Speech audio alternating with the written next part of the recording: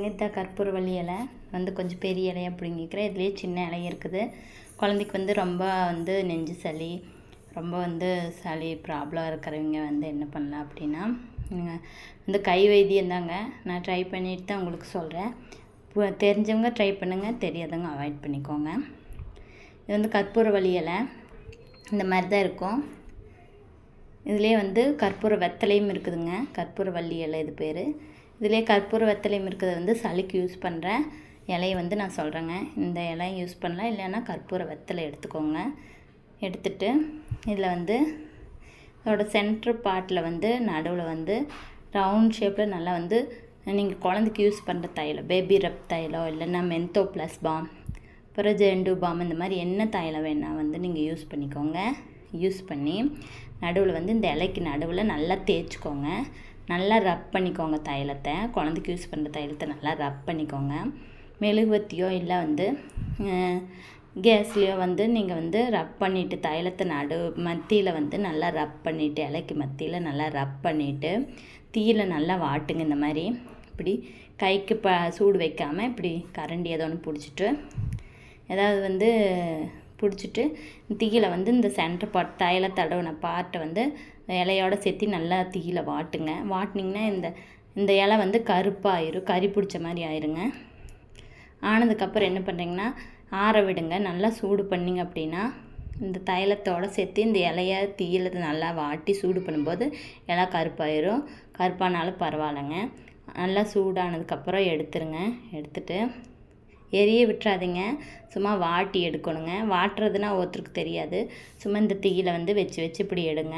நல்லா தைல வந்து இந்த இலையோட சாத்தோடு நல்லா மெர்ஜ் ஆயிரும். அதுக்கப்புறம் நல்லா சூடான இலையை வந்து நல்லா ஆற விடுங்க. ஆறுனதுக்கப்புறம் கொஞ்சம் வெதுவெதுப்பான சூட்டில் இந்த குழந்தையோட நெஞ்சில் வந்து இந்த இலையை வந்து இப்படி வச்சு எடுக்கக்கூடாதுங்க. வெதுவெதுப்பான சூட்டில் குழந்தையோட நெஞ்சு மேலே இப்படி போட்டு விட்டுருங்க. போட்டிங்க அப்படின்னா அது வந்து ஒட்டிக்கும். வெதுவெதுப்பான சூடாக்கறனால நெஞ்சில் வந்து ஒட்டிக்குங்க. ஒட்டினதுக்கப்புறம் கொஞ்சம் நேரம் கரமிச்சு ஒரு 1/2 hour 1 hour கரமிச்சு அதை எடுத்துருங்க. இல்லைனா அந்த சூடு தண்ணீர் வரைக்கும் வச்சுட்டு எடுத்துருங்க. எடுத்துகிட்டு இதே மாதிரி வேறு இலை பொரிச்சிக்கோங்க. சேம் இதே மாதிரி நடுவில் வந்து தைலத்தை வந்து ரப் பண்ணிக்கோங்க. தீயில் வாட்டிக்கோங்க. சூடு ஆனதுக்கப்புறம் வெதுவெதுப்பான சூட்டில் மறுபடியும் குழந்தையோட நெஞ்சு மேலே போட்டு வெந்து வெதுவெதுப்பான சூடு நல்லா தணிஞ்சதுக்கப்புறம் மறுபடியும் இலையை எடுத்து அக்கட்டால் போட்டுருங்க. இதேமாரி 3 இலைங்க. இந்த இலை கற்பூரவள்ளி இலையில் செஞ்சாலும் சரி, கற்பூர வெத்தலையில் செஞ்சாலும் சரிங்க.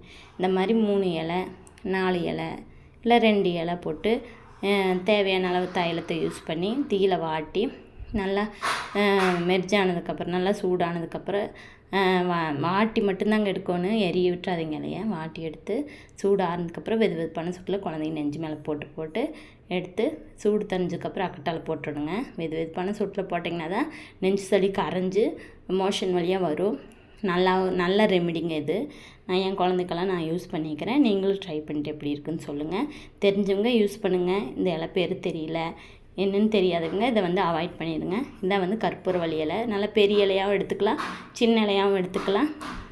சென்டரில் வந்து தைலத்தை தடவி தீயில் வாட்டி சூடாறுனதுக்கப்புறம் வெதுவெதுப்பான சூட்டில் குழந்தைங்க நெஞ்சு மேலே போட்டு நல்லா ஆறுனதுக்கப்புறம் அக்கட்டால் எடுத்து போட்டுருங்க. அது மாதிரி 3 இலை